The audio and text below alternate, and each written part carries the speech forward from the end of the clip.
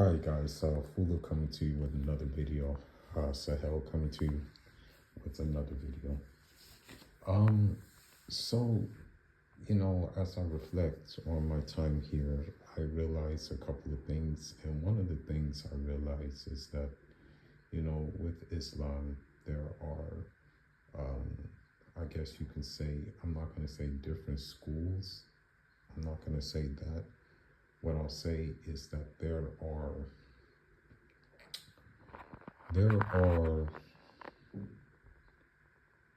I guess you can say, different stages in certain matters in Islam. In Islam, for example, you can have the greater jihad, and then you can also have the lesser jihad. And then the greater jihad, let's start with the lesser jihad. It's actually ironic that the lesser jihad is actually the physical exertion of, let's just say, defending your land, for example. Let's just say making a living for your family, right?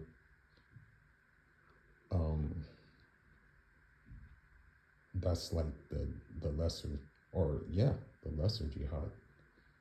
Now, it's ironic that the greater jihad is controlling yourself in anger, for example, controlling your lust, not doing anything that will, possibly leave you despicable in the eyes of Allah. You know what I mean? I'm not saying the physical eyes. I'm not attributing physical eyes to Allah. Okay? Just know that.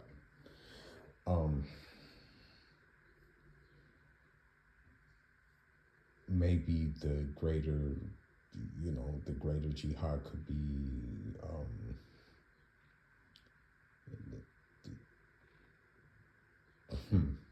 maybe staying away from a certain sin, that is detrimental to your well-being, that is detrimental to your physical health, your spiritual health as well, your emotional, your financial, every aspect of it, right?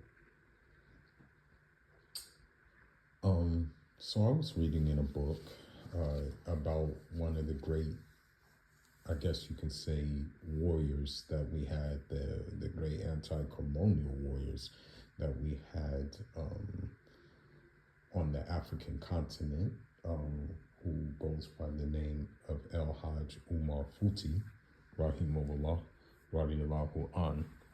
And the thing is about him is, just to give you a title, or give you a little bit of a background of El-Hajj Umar Futi. El-Hajj Umar came from, I guess you can say, the same like kind of reformist background that Shehu Uthman Danfodio came from. Like, they had the same kind of mentality that they wanted to carry out this program. El-Hajj Umar Futi, Rahimahullah, he came after Uthman Danfodio, Rahimahullah. He came after him. However, they were trying to make social change in their environment that they were in at the time. So, part of that social change to happen, in order for that social change to happen, hijrah was something that they did, or let's just say migration. Uthman Danfodio, he moved from, where did he move from? I can't remember. I can't remember the name where he settled at, but I think he moved from Dago, or maybe he moved to Dago. I can't remember. Maybe he moved to Dago from where he was at before to establish the religion, to establish the community, and also to establish eventually what would become the reformist movement, which I guess you can say has, has a little bit to do with what Nigeria is today, really. Now, when it comes to El Hajj Umar, Rahimahullah, El Hajj Umar, he did the same thing. He made hijrah. But I'll have to look at Uthman Danfodio's works more. I'll have to look at this more. But in terms of Uthman Danfodio, Rahimahullah, I don't know if he really wrote at length about the greater hijrah and the lesser hijrah. Whereas El Hajj Umar, he wrote about it. He said that it was obligatory for someone, if sins were being committed openly and nobody was doing anything to change those things, then it was obligatory for you to leave that place that this was happening in, that you had to leave. If nobody was doing anything to change it, if there was no kind of reformist or any kind of deterrent from sins, being committed openly. Now, another thing that needs to be said is that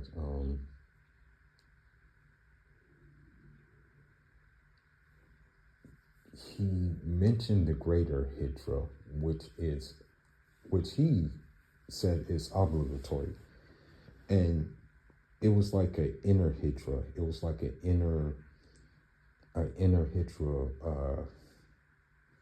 to stay away from those detestable things, to stay away from things that were detestable in the eyes of Allah, to keep those things out of your heart, to turn your heart away from those things, to turn your heart away from lust, to turn your heart away from corrupt passions, to turn your heart away from all those things. This was the greater hijrah, the lesser hijrah was moving physically, just getting out of a place physically. He said that was the lesser hijrah. Now, I reflect upon my hijrah, and I say this, and this is going to be telling, and by no means am I trying to reveal my shortcomings or let's just say my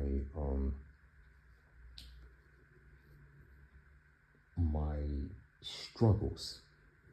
But one thing I realize is that if you put one foot after the other, if you put one foot after the other, meaning you walk with your feet, the lesser hijrah, almost sometimes it feels, I don't know how to explain it, but it almost feels natural. It almost feels like you're just walking, naturally just walking. That's what the lesser hijrah feels like.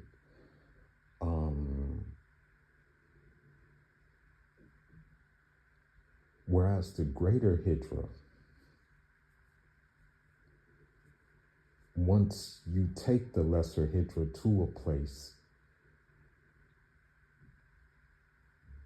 then the greater hijrah becomes easier, actually. Because when I was in the United States,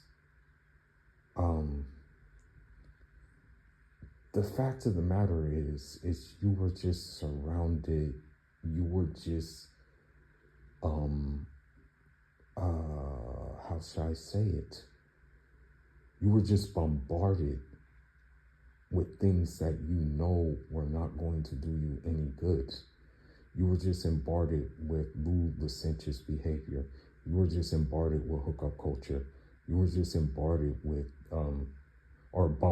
excuse me. You were just bombarded with lewd, licentious behavior. You were just bombarded with hookup culture. You were just bombarded with being a crash out just to please a woman. You were just bombarded with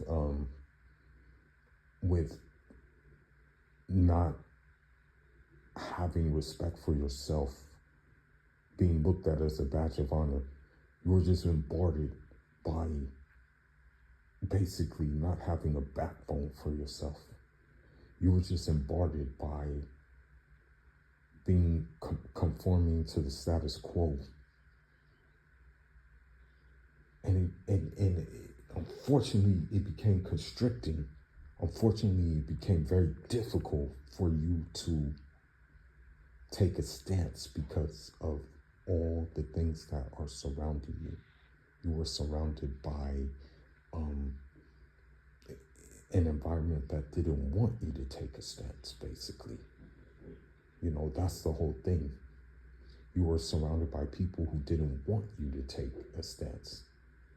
Although what those people were doing did not benefit them. Although Mr. Trump right now is trying to pay mothers $5,000 to have kids. Although those things did not do them any good, they still wanted to perpetuate those things, and they wanted you to perpetuate those things with them. As they said, be the change you want to see. That was too hard to do because you were surrounded by everybody who did not want to see a change. And basically the change was to get things back to normality. They did not want to see those things become, they did not want to see normality anymore. Okay. Now, another thing that was crazy. This is crazy.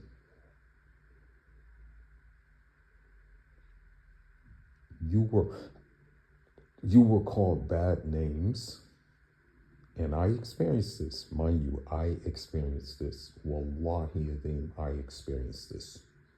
Wallahi madi la ilaha illa huwa al-hayyu qayyum. Mahu maut. Huwa ala kulli shay'in qadir. You were called bad names if you did not want to subscribe to a OF corn site. Not only were you called bad names by the women, you were called bad names by the men as well. And there were two specific groups of those men who would call you those names.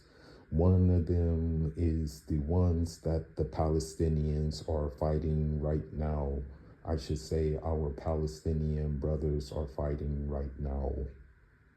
Another group of them are the ones who want to take out my neighboring country, His Excellency Ibrahima Traore, out of power. They would actually leave comments on my social media for talking against such things. They would leave comments on my social media for talking against scantily clad women who had no respect for themselves. Now, as I left, and wallahi adim, I'm not going back there.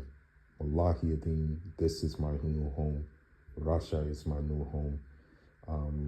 And my first home in Africa will become my other home, inshallah, through strategic planning and through also God's grace as well. But what I find is now it is easier for me to not want to even, let's just say, want to even have any kind of curiosity or any kind of things to, in essence, although I did not feel like I was missing out with those things in when I was back in the West, right now, I think it's easier for me now to not have a second thought about those things, not have a second thought, not have these things eating up inside of me, because I'm not trying to partake in them or be a part of them, you know, like, so this is the one thing that I say is different since being here. Now, another thing that needs to be said, this also needs to be said as well, okay? This also needs to be said.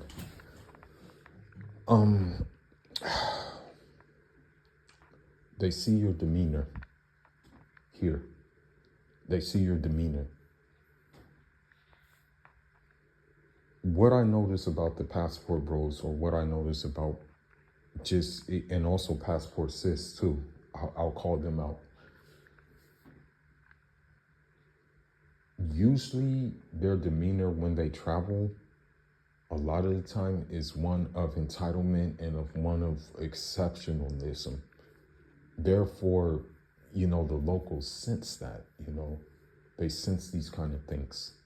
And so therefore, you know, a lot of times they get treated accordingly. And sometimes, of course, they get set up and, you know, they find out, they learn the hard way, right? You know, in Fulani culture, and also just in general Sahelian culture, you know, a bit of shyness and a bit of quiet stoicism and a bit of just calmness is what we try to build our demeanor around. And this was not really appreciated in the West. It's a fact. As a matter of fact, they disliked it when you were too quiet. They disliked it when you were just like yes or no. They didn't like that much. But here, they don't mind it at all. I mean, it just seems like it's cool for them. You know, they don't want you to, as a matter of fact, you become a local. That's what happens. You just become a local, really.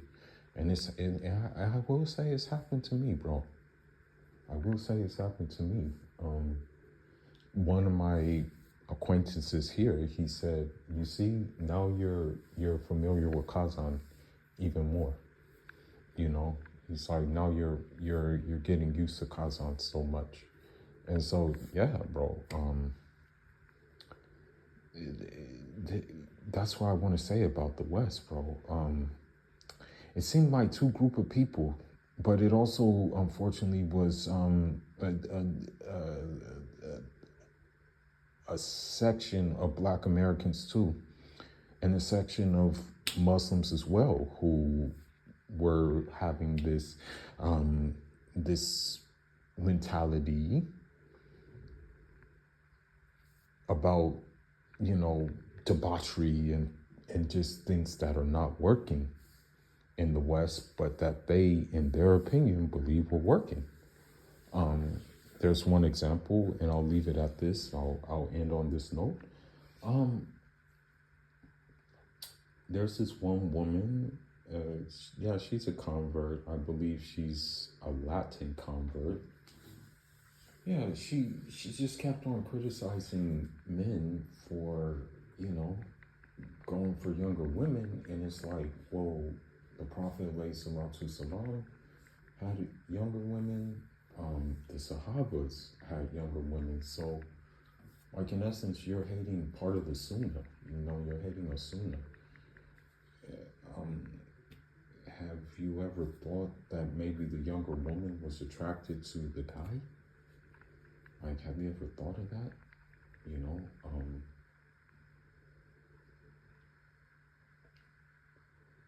Since I've been here, okay, just giving my experience, just end it on this note. I'm not, as a matter of fact, I kind of regret going on some panels that I used to go on about women in foreign countries. I kind of regret doing that, and may Allah forgive me for that. I really do actually regret it in hindsight. And I'm not going to do it anymore. I'm not going to go on any more forums or any more panels in regards to foreign women anymore. I'm not going to do it, I actually regret doing it. But, you live and you learn. But from my experiences here, I have, yes, garnered stares from certain women, yes. Are these stares out of curiosity? Are these stares out of, he's cute? Allah alam, Allahu alam. Now, from a personal perspective, inshallah, I will get a car here, Maybe, as a matter of fact, the car may come from Africa, I'm thinking, because it's cheaper to actually send a car from Africa than it is to get one from America. And I know, please, that's one thing Americans don't know. In Africa, usually 9 times out of 10, people own cars versus paying payments on them. So I know I can get, like, for example, something cool. And not that it matters if it's German made or whatever, but yeah, I can get something German made in Africa, no problem. And guess what? I won't have to pay any payments on it. But yeah, inshallah, I'll have a car soon. But what I noticed is that when I was on, like, the train or on the subway or at the bus stop, and I was just sitting or standing to myself, just thinking, pondering, my next move and stuff like that, what I need to do. I noticed that certain women would hover around me, certain women would, like, come into my space, you know what I mean? And I just took it as such that, hey, maybe it's my demeanor that gives off certain energy to them. And, they decided they wanted to, surround me. Yeah, I said, no problem. And so this is the way I wanted to be myself,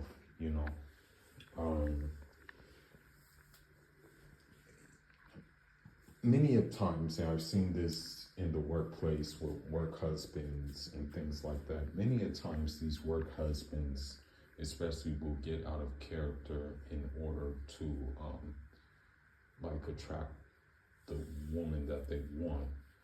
And it ends up bad for them because they usually end up losing their job. But with that being said, I'm just going to wrap it up and say that maybe the lesser hijrah basically will lead to the greater hijrah being easier. You know what I mean? Yes, you still will have certain desires. Yes, you still will need to fulfill those desires, but it becomes easier to actually filter those things out because you're in a new place.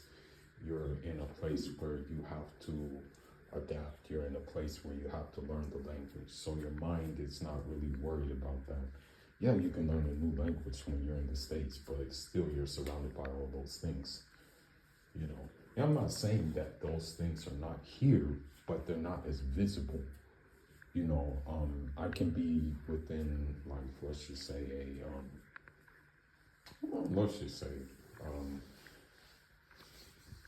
uh,